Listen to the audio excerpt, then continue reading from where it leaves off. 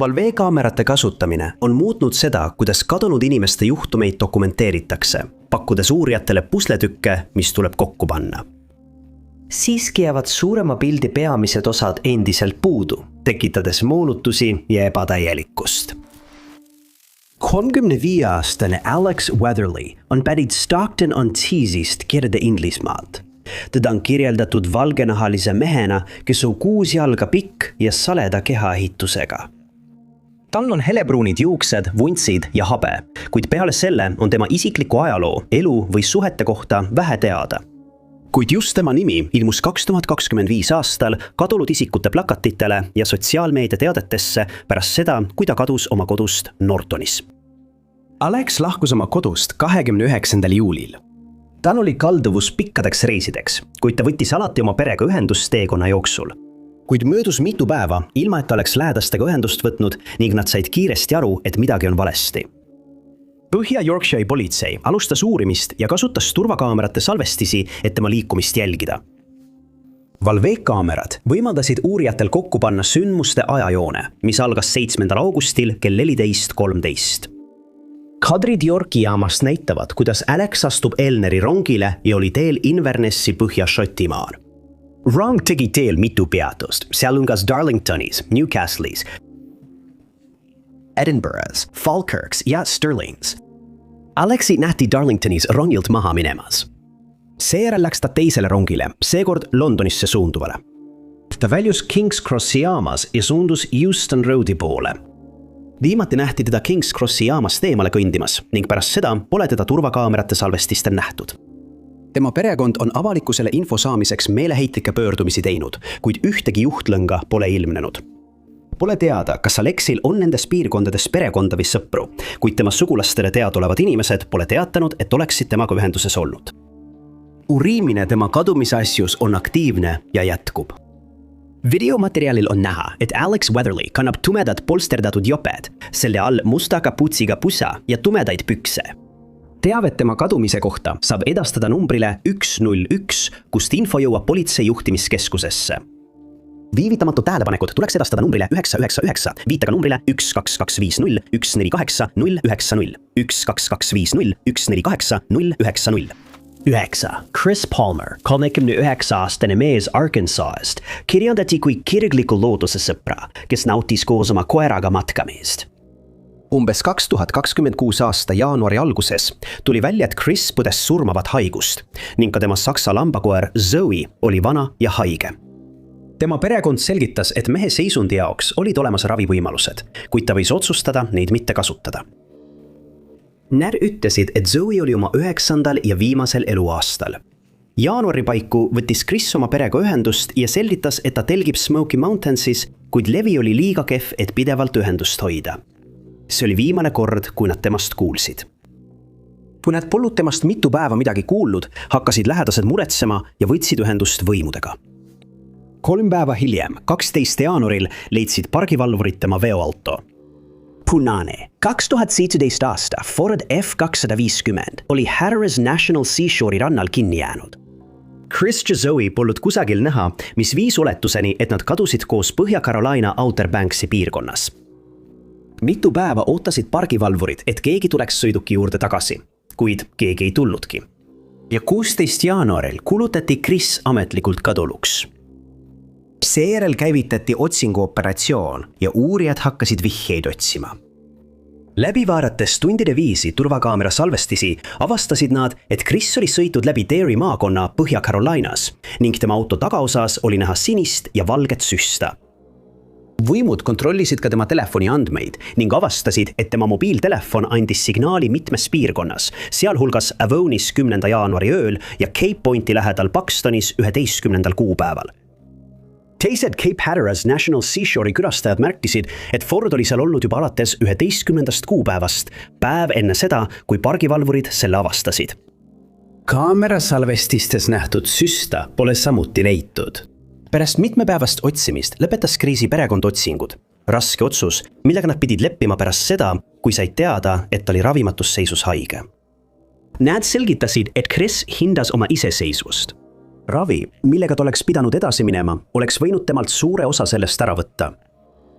Võimud pakkusid, et Chris võib endiselt piirkonnas olla, samas kui nad usuvad, et lambakoer võis olla surnud.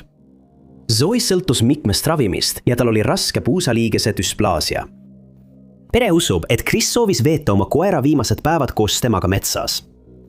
Parkivahi sõnul leiti kühvel autokastist, mis viis uskumuseni, et Zoe maeti maha ja Chris jätkas oma reisi rannikul. Chris Palmerit on kirjeldatud kui maasikablondide juuste ja siniste silmadega meest. Ta on jalga tollipikk. Tema ja Zoe olid teadaolevalt külastanud mitmeid rahvusparke selles piirkonnas. Teavet selle kadunud isiku asukoha kohta saab edastada numbrile 888 653 009.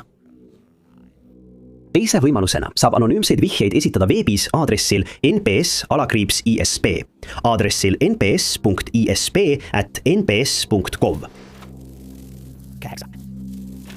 Maya Millett, keda sageli kutsuti Meiks, sündis Filipiiniden ja kasvas üles Honolulus. Ta veetis seal suure osa oma elust, käies Admiral Arthur W. Radfordi keskkoolis ja Hawaii koolis. Just keskkoolis kohtus ta poisiga nimega Larry Millett, kes oli pärast alaealiste jõuguga seotud arreteerimist kolinud San Diegost sinna piirkonda. Hiljem abiellusid nad ja Larry asus teenima mereväes. May töötas samuti mereväe tsiviiltöötajana ning oli lepinguspetsialist mereväe infosõjakeskuses. Hiljem kolis abielupaar koos San Diegosse, kus neil sündis 3 last. Enamasti kulges nende abielus sujuvalt, kuid 2020 aastaks hakkas see lagunema. Täidetavalt muutus Larry paranoiliseks ja süüdistas May'd afääris ning aasta lõpuks soovis naine lahutust. Selle aasta detsembris alustas May lahkumineku protsessi ning lähedased nõudsid, et ta elaks selle aja jooksul turvakorteris. Larry ja May lahutus ei saanudki kunagi lõplikult vormistatud, sest järgmisel aastal kadus 39-aastane naine ning teda pole sellest ajast saadik enam nähtud ega kuuldud. 7. jaanuaril 2020 rääkis me oma lahutusadvokaadiga ning kell 17:00 nähti teda viimati perekodust lahkumas. Järgmisel päeval saabusid sugulased koju, kuna nad polnud temast midagi kuulnud. Larry selgitas, et ta oli end ühte tuppa lukustanud ega olnud eelmisest päevast alates sealt välja tulnud ning järgmisel hommikul tulid nad tagasi ja nõudsid, et Larry laseks nad tuppa. Kuid kui nad seda tegid, avastas perekond, et May ei olnud toas. Tuba oli tühi ja temast polnud majas kusagil jälgegi. May õde teatas tema kadumisest Chula Vista politseiosakonnale. Järgnenud uurimine tõi Larry uurimise keskmesse. Valvekaamera salvestis näitas, kuidas Larry parkis oma 460, nii et auto tagaosa jäi kaamera vaateväljast välja. Ta väitis, et oli sel päeval viinud sõiduki koos ühe lapsega Solana Beachile. 9. jaanuaril palus Larry väidetavalt oma naabril Lexuse puhastada, väites, et ta oli käinud Anza Borrego kõrbe looduspargis. Auto on sellest ajast saadik konfiskeeritud ja seda analüüsitakse edasi. Vabatahtlikud otsisid läbi Mount San Migueli pargi, samal ajal kui uurijad kindlustasid Milletti kodu läbiotsimise. Otsing ei andnud siiski ühtegi vihjet, mis võiks viidata kadunud naise asukohale. Otsingud liikusid naaberpiirkondadesse, mille tulemusena leiti inimjäänused. Arvati, et need kuuluvad meile, kuid hiljem kinnitati, et need olid loomade jäänused. Otsiti läbi Glamis liivatüün ja Lower, samuti maha jäetud golfiväljak Chula Vistas ning Fish Creek. Need otsingud jätkusid jaanuarist detsembrini, kuid vabatahtlikud ja päästetöötajad ei leidnud ühtegi vihjet May asukoha kohta. Maid või Mayad on kirjeldatud kui filipiinlannad, kes on 5 jala pikkune ja kaalub umbes 50 kilogrammi. Tal olid pruunid sirged juuksed ja pruunid silmad. Ei ole teada, mida ta kadumise ajal kandis, kuid tal on õlal muusikamärkide tätoveeringud ja randmel koolibri tätoveering. Teavet tema asukoha kohta saab edastada Chula Vista politseiosakonnale numbril 619 691 5151. Julie Ryan kirjeldas oma abikaasat, kellega ta oli olnud abielus 51 aastat, kui lahket, armsat ja mõnikord torisevat meest. 75-aastane John Ryan, nagu ta ütles, oli lõbusa iseloomuga ja temaga oli meeldiv koos olla. Paar kohtus mitu aastakümmet tagasi Salt Lake City's, Utah's ja kasvatasid koos üles 4 last. Nende keskmine naps, Gavin, kirjeldas oma isa kui kirgliku spordifänni. Ta armastas ka teiste eest hoolitseda. Nad ütlesid, et oli alati kursis päevakajaliste sündmustega, tal oli suur süda ning ta oli lõbus ja lahke inimene. Gavin selgitas, et tema isa oli suurem osa oma elust olnud ehitaja ja kuigi ta oli pensionil, armastas ta ikka veel meisterdada. John ja Julie asusid elama Laguna Beachile 4,5 aastat tagasi ning Julie võttis California elustiili rõõmuga omaks. Aga Johnil näis olevat raskusi, eriti pensionile jäämisega kohanemisel. 14. septembril 2025 sõitis Gavin Orange'i maakonda, et oma vanemaid külastada. Ta elab Salt Lake'is, kuid oli tööasjus piirkonnas ja otsustas teha ootamatu visiidi. Ta sõi nendega hommikust ja suundus järgmisel hommikul Los Angelesse. Julie sõnul läks ta kohe pärast poja lahkumist poodi toidukaupu ostma. John eitas tal poest toodud toidukauvad tuppa tuua, kui ta tagasi jõudis ja kõik tundus korras olevat. Ja hiljem samal päeval lahkus ta kodust, et külastada sõpra. 12. septembri pärastlõunal naasis ta koju ja avastas, et tema abikaasa on kadunud. Alguses ta ei muretsenud. John oli võimekas täiskasvanud mees. Oli teada, et ta käis aeg-ajalt üksi pikki jalutuskäike tegemas. Kuid pealgi saabus öö ja temast polnud ikka veel mingit märki. Siis avastas Julie, et enamik tema abikaasa asju olid maha jäetud. Tema telefon, rahakott ja kell, mida ta kunagi ära ei võta, oli töökapil. Ta leidis ka tema põlvetoe ja kõndimiskingad. Siis sai ta aru, et midagi on valesti. Julie helistas sõbrale ja nad otsisid koos Johni mõnda aega. Seejärel kutsusid nad politsei ja teavitasid Gavinit kadumisest. Võimud vaatasid lähedal asuvaid kaameraid. Avastati, et kadumise pärastlõunal oli John salvestatud oma ridamajast lahkumas ja Nagali poole suundumas umbes kell 3 pärastlõunal. Jälituskoerad suutsid tema lõhna üles võtta ja jälitasid seda tänava otsa, kus see järsult kadus. Võimud ei ole kindlad, mida sellest juhtumist arvata. Nad ei suuda kindlaks teha, kas tegemist oli kuriteoga või kas John oli lihtsalt ära eksinud. Kuid perekond ei ole lootust kaotanud ja jätkab vastuste otsimist. Teve John Palmieri kadumise kohta saab edastada Orange'i maakonna šerifi osakonnale numbril 714 647 7000. Number 2. Brianna Jade Vibert sündis 1992 aastal ja Lisa Morley Hulse adopteeris ta 3-aastaselt. Mitu aastat elas ta Halsey perega Binghamtonis, New Yorgis. Kui ta oli 16-aastane, adopteeris Bobby Joe Stone ta ja ta kolis Birch Run'i, Michigani. Selleks ajaks oli ta lahutatud ja tal oli 4 last, 3 poega ja 1 tütar. Brianna oli sel aastal taas kohtumas käimas ja elas oma poissõbraga Flintis, Michigani osariigis. Teati, et paar kasutas lähedal asuvaid bensiinijaamu oma telefonide laadimiseks ja tualeti kasutamiseks. Neile kõige lähemal asus Milleri teel asuv Marathon bensiinijaam. 14. juulil 2017 lahkus ta keset ööd oma kodust ja suundus just sellesse bensiinijaama.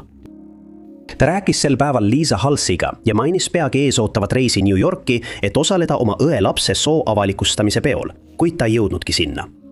Sel õhtul läksid Brianna ja tema poissõber väidetavalt tülli, mis ajendas 24-aastast naist lahkuma. Valvee-kaamerad jäädvustasid ta Marathon tanklas, kus salvestati ka, kuidas ta istus tundmatu mehe juhitud punasesse Pontiac Aztekisse. Need sõitsid lähedal asuvasse täiskasvanute meelelahutusklubisse, kus töötajad väitsid, et Brianna tundus olevat halvas seisus. Teda märgati uuesti 1 tund ja 45 minutit hiljem South Saginaw Streetil asuvas Mobile tanklas.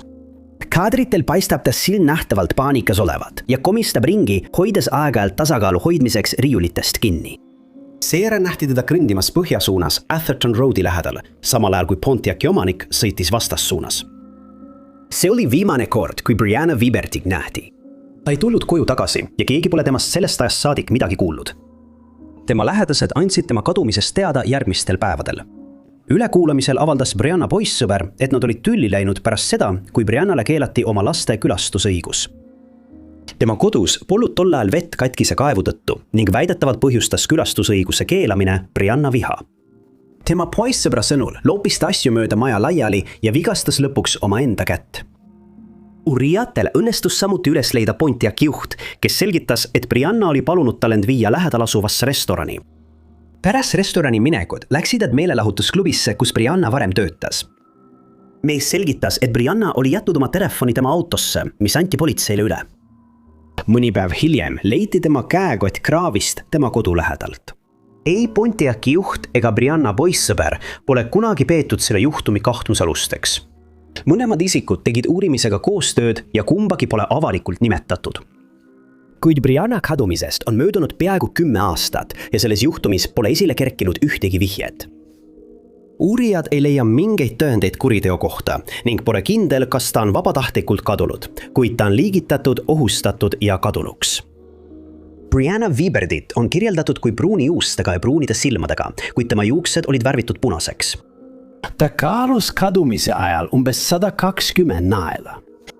Tal on teadaolevalt mitu tätoveeringut, sealhulgas nimed Savannah ja Maddox, skeletvõti paremal jalal ning hull kübarsepp paremal õlal.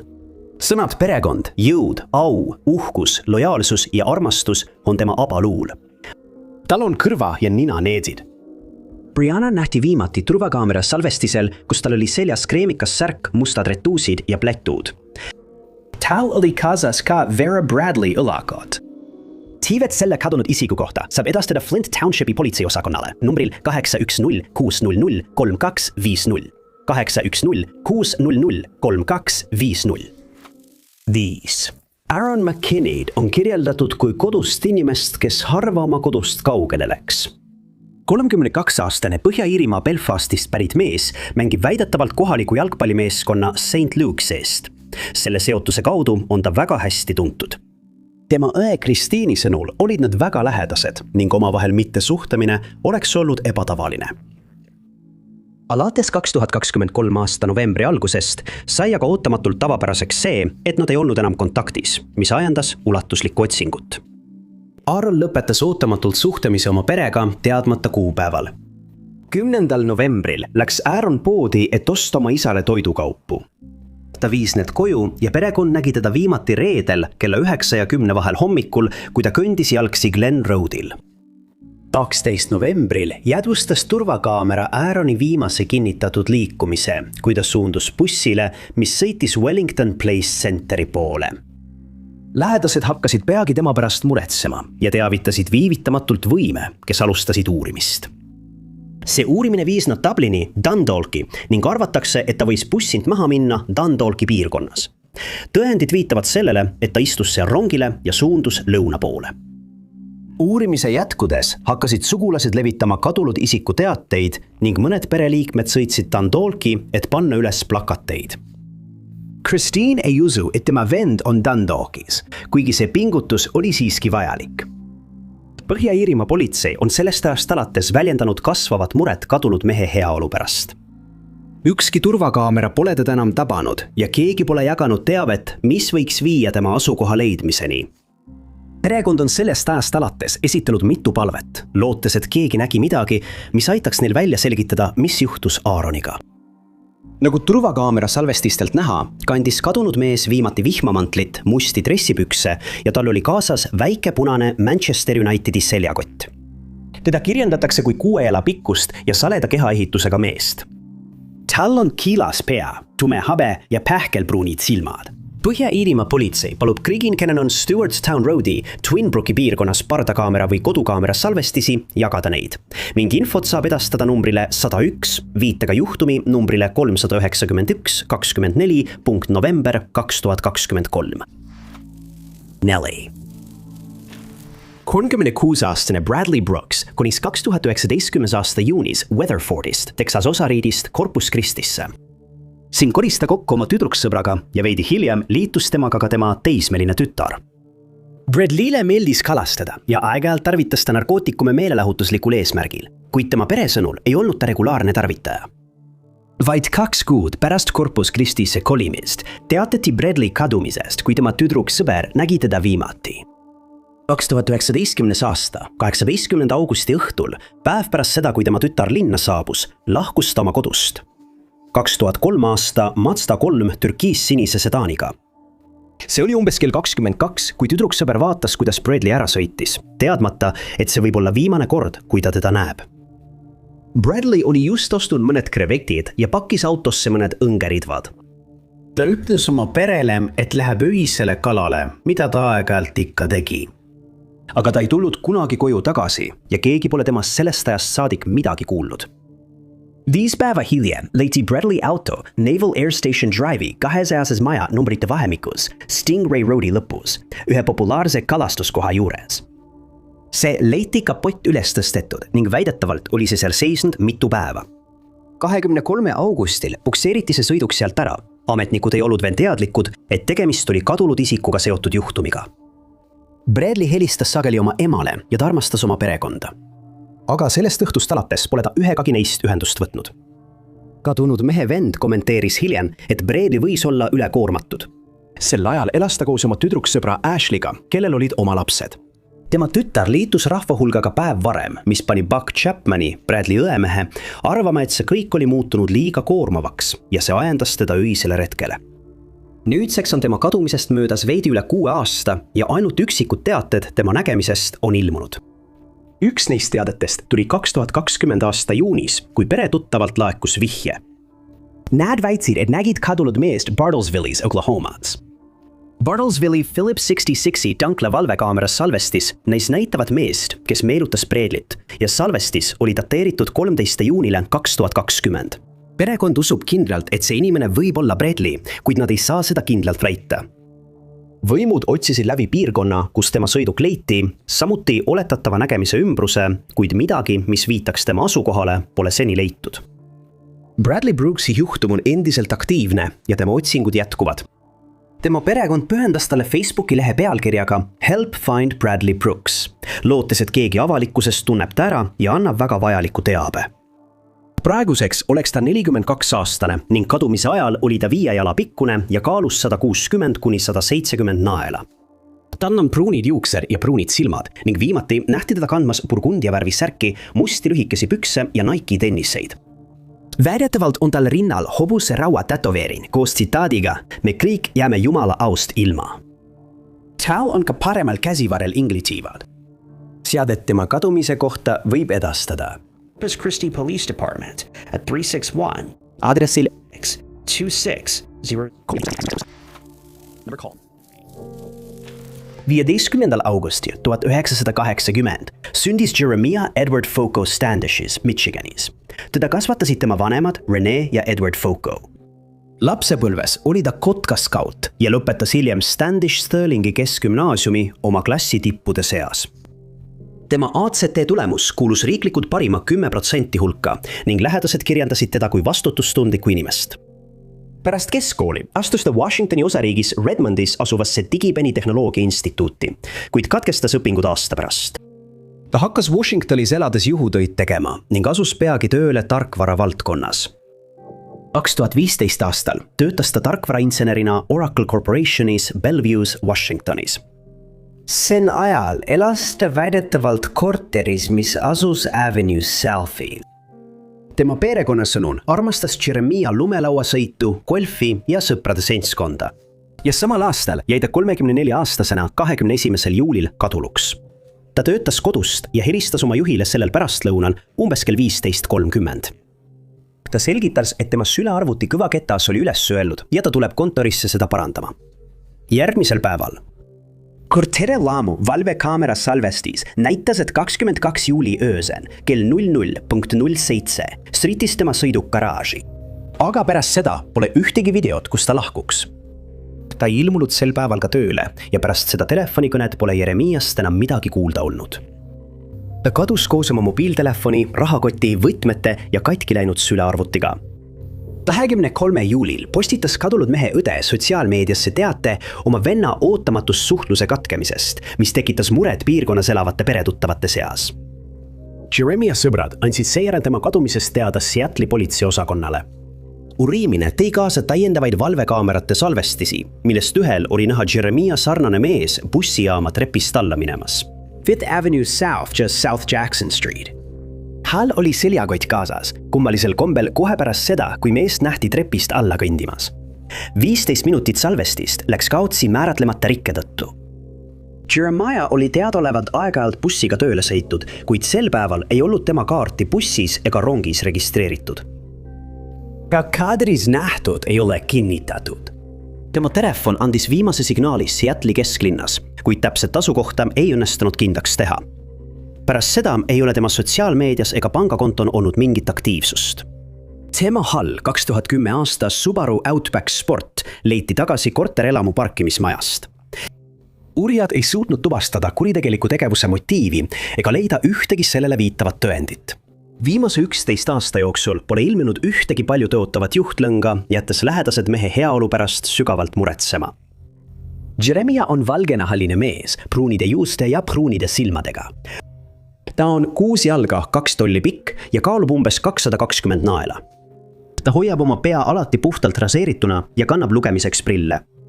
Tema kadumise ajal oli teada, et tal olid seljas beežid lühikesed püksid, roheline särk, punane müts ja vanged sokid sandaalidega. Teavet tema asukoha kohta saab edastada Seattle'i politseile numbril 206 684 5007 206 684 5007. Teisel kohal on Kesk-Florida ülikooli lõpetanud Marcia K. Lyle, kes sündis 1978 aasta oktoobris. Ta kasvas üles Floridas pühendunud kristlasena ja tema perekonna sõnul oli tal diagnoositud skisoafektiivne häire, mida iseloomustab skisofreenia sümptomite ja meeleoluhäire kombinatsioon. Arvatakse, et tema seisund tulenes opereerimatust ajukasvajast, millega ta oli elanud mitu aastat. 2019. aasta detsembris lahkus ta oma kodulinnast ja kolis Sealy, Alabamasse, et olla 7. päeva adventistide kirikule lähemal. Seal, Alabamas töötas ta Pathfindersi programmi noortejuhina. Terviseprobleemide tõttu helistas ta igal teisipäeval ja neljapäeval oma emale ja õele, et endast märku anda. Mõlemad olid määratud tema tervise eestkostjateks. 4 kuud pärast Sealy kolimist, 2020 aasta aprillis lõpetas 41-aastane naine järsku suhtlemise oma perega. Viimane kõne, mille ta neile tegi, oli selle kuu 27. kuupäeval. Ta oli rääkinud oma õega vennapoja esimestest sammudest, kui lähedased temast enam midagi ei kuulnud. Järgnevate päevade jooksul muutusid nad väga murelikuks ja võtsid ühendust kohalike võimudega. 3. mail käisid korrakaitsjad Marcia kodus tema heaolu kontrollimas. Selleks ajaks oli tema kõnepostkast täis vastamata kõnesid, millele ta polnud vastanud. Hiljem samal päeval võttis politsei ühendust perega ja kinnitas, et Marcia oli turvaliselt kodus ning heaolu kontrolli ajal voodis, kuid ta ei vastanud endiselt oma telefonile. 2 päeva hiljem otsustas kinnisvara omanik uuesti järele vaadata. Leiti voodist, kuid juhataja sõnul ei olnud ta päris tema ise. Samal õhtul vaatasid tema naabrid, kuidas ta pakkis oma asjad autosse ja sõitis elukohast minema. Pangaandmete järgi, mis pärinevad tema ja ema ühiskontolt, Marcia peatus Lake'i Florida bensiinijaamas ja päev hiljem broneeris ta nädalaks toa Port LaBelle Innis. Samas päeval näib ta aga olevat hotellist välja registreerinud ja teinud oste Northportis, Sarasotas. 8. mail näitasid andmed, et ta ostis kütust Jasperi Pilot bensiinijaamast, mis jäi tema viimaseks debetkaardi ostuks. Samas päeval kell 15.35 nähti teda turvakaamera salvestisel sisenemas Jacksonvillis aadressil 628 asuvasse Walgreensi apteeki. Teda nähti oma autot parkimas Phillips Highway'l asuva kaubanduskeskuse parklas. Viimati nähti teda lahkumas lähedal asuva vormipoe juurest. Tema debetkaarti pole kasutatud pärast seda, kui Marciast pole enam midagi kuulda olnud. 9. mail teatas tema ema tema kadumisest Russelli maakonna šerifi büroole, mis käivitas kohese uurimise ja tõi päevavalgele üksikasjaliku sündmuste ajajoone. Tema perekond märkis, et Marcia nägi välja märgatavalt vanem ja ta ei kandnud oma pearetti, mis polnud talle omane. Nad usuvad, et tema kadumise ajal võis Marcia olla segaduses või desorienteeritud seisundis, ning nad arvavad, et tema tervislik seisund põhjustas selle muutuse tema välimuses. Lähedased arvasid, et Marcia võis proovida jõuda oma ema majja Clewistonis, Floridas, või ehk minna Orange Parki, kus tema õde varem elas. Viimane teadaolev koht, kus Marciat nähti, oli tema ema kodust 30 minuti kaugusel mai lõpus. Tema sõiduk, valge Toyota Yaris numbrimärgiga 106 CV, leiti vormipoe juurest hüljatuna. Uurimise käigus ei leidnud politsei ühtegi viisi ega motiivi kuriteoks ning tema kadumisega seotud asjaolud on ebaselged. Marcia Lyle on ameeriklanna, kellel on mustad juuksed ja pruunid silmad. Ta on jalga tolli pikk ja kaalus kadumise ajal 135 kuni 150 naela. Tal on kehal erinevad armid, sealhulgas kõhul, mis on tekkinud toitmissondi paigaldamisest ja reie ülaosas, mis on saadud koera hammustusest. Ta oli tuntud selle poolest, et kattis oma juukseid paruka või pearetikuga. Tal on ees märgatav hall juuksesalg. Tevet Marsha asukoha kohta saab edastada Russelli maakonna sherifi büroole numbril 3342 986 535. Esimesena Michael Antoni sündis Stamfordis, Connecticuti osariigis 5. veebruaril 1990 Paula Jatkinsi ja Edwardi peres. 2012 aastal lõpetas ta Manchesteris, New Hampshire'is asuva Mount Washington College'i kriminaalõiguse bakalaureuse kraadiga. 2019 aastaks elas ta selles piirkonnas korteris koos ühe toakaaslasega. Vabal ajal töötas Michael, hooliv ja sõbralik mees, Easter Seeds New Hampshire'is autistlike lastega. See asutus oli mittetulundusühing, mis aitas puudega ja erivajadustega inimesi. Nad pakkusid vajalikke teenuseid nii abivajajatele kui ka nende peredele. See töö sobis talle ideaalselt, sest ta oli lahke ja abivalmis inimene. Just 2019 aasta õhtul kulmineerus see abivalmidus.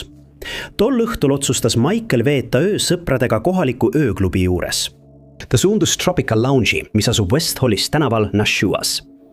Seal puhkes kaklus kahe naise vahel, kuigi pole selge miks, kuid Michael tundis üht neist naistest. Julie kandus ööklubi parklasse, kus olukord hakkas pingestuma. Michael püüdes olukorda rahustada ja oma sõpra aidata, üritas naisi lahutada, kuid tema pingutused osutusid asjatuks. Kell 1:45. Järgmisel hommikul käis kaklus endiselt edasi ning rahvahulk oli kogunenud õue ja hajus alles politsei saabudes. Selleks ajaks oli Michael juba näiliselt kadunud ja kõik olid liiga keskendunud dramaatilisele stseenile, et seda märgata. Tema sõbrad ootasid öörubis veel 45 minutit, enne kui lõpuks lahkusid ja suundusid tagasi koju Manchesterisse. Vahepeal tundus, et mees põgenes oma elu eest. See oli vahetult enne hommikut, kui ta helistas oma ülemusele. Kuid naine ei vastanud, mis peale Michael jättis sõnumi ja see sõnum oli: nad ajavad mind taga, rohkem kui üks inimene. See oli ainus teave, mille ta andis enne, kui katkestas kõne, kui tema ülemus üritas talle tagasi helistada, kuid ta ei vastanud. Vahetult pärast seda kõnet saatis Michael sõnumi naabrile, saates 3 eraldi lühikest tekstisõnumit, millel polnud eriti mõtet. Sõnumid olid Abi lol tund, mis olid kirjutatud suurtähtedega. Järgmine oli mis seisis eemal ja lõpuks Eldridge Bro. 21 aprilli varahommikul kell 2:30 jäädvustasid turvakaamerad McDonaldsi restoranis East Halles tänaval, kuidas Michael sisenes. Hiljem nähti teda taas turvakaamerate salvestisel jalutamas Riverfront Landingi korterelamute juures, mis asuvad Bancrofti tänaval. Avalikkusele on kättesaadavaks tehtud ainult McDonaldsi turvakaamerate salvestiste pildid. Kuid viimane kord, kui Michaelit nähti, oli tund hiljem, kui teda nähti lahkumas parkimismajast kompleksi tagaosas, mis asub Mary McKee lähedal. Järgmisel päeval pidi ta tööle vahetusele ilmuma, kuid ta ei jõudnudki kohale. Pärast seda õhtut pole Michaelit enam nähtud ega temast midagi kuulda olnud. Tema auto jäi tema sõbra majja Orange tänaval Nashuas ning kadunud mees ei tulnud seda kunagi ära tooma. Kui ta järgmistel päevadel ühelegi telefonikõnele ei vastanud, teatas tema perekond tema kadumisest Nashua politseijaoskonnale ning peagi alustati uurimist. Õiguskaitseorganid arvasid, et sõnumid, mille Michael oma kadumise hommikul saatis, olid kirjutatud hääldikteerimisega ning tõenäoliselt viitasid need Eldridge'i tänavale, mis asub selle klubi lähedal, kus ta viibis. Tema mobiiltelefon andis viimase signaali McDonaldsi lähedal asuvas mobiilimastis umbes kell 2:00. Ja sellest ajast alates ei ole tema telefonis, pangakontol ega sotsiaalmeedias olnud mingit aktiivsust. Samal päeval, kui ta kaduluks jäi, kuulsid Mary McKee jõe ääres elanikud väidetavalt appihüüdu, mis kostis Nashua poolt. Uurijad viisid jõe ja selle kallast ääres läbi põhjaliku otsingu, kasutades sukeldujaid, paate ja soonarit. Kuid hoolimata sõnumitest ja kõnedest, mis väitsid, et Michael on ohus, ei leitud temast ühtegi jälge. Politsei pole leidnud tõendeid ega motiivi kuritegelikuks tegevuseks. Selle müsteeriumi asjaolud on endiselt ebaselged ning kadumine on siiani lahendamata. Michael on mustade juuste ja pruunide silmadega mees. Tema kadumise ajal oli ta tollipikk ja kaalus 100 naela. Tal on mitmeid tätoveeringuid käsivartel ja kätel, sealhulgas nimi Justice, madu, rist ja lained, korvpall ja täht M. Tal on tätoveeringud ka rinnal. Oma kadumise ajal kandis Michael juukseid patsides või pea ligi pulutud patsides ning tal oli kitsehabe. Samuti oli teada, et ta kandis aeg-ajalt rohelisi kontaktläätsi. turvakaamera salvestisel tema kadumise päeval kandis Michael musta särki valge logoga, teksaseid ja punaseid kingi. Tal olid kaelas 2 kuldset ketti, käel käevõru ja käekell. Teavet tema kadumise kohta võib edastada Police Department at 603 Nashville 603 5943 500. Tema leidmiseks on loodud ka Facebooki leht pealkirjaga Aidake leida kadunud Michael. Suur tänu, et vaatasite. Kui teile see video meeldis, siis kindlasti vajutage meeldib nuppu. Ärge unustage ka tellida ja vajutada teavituskella, et olla kursis kõigi meie tulevaste videotega. Aga minu nimi on Top 5 Unknowns ja kohtume järgmises videos.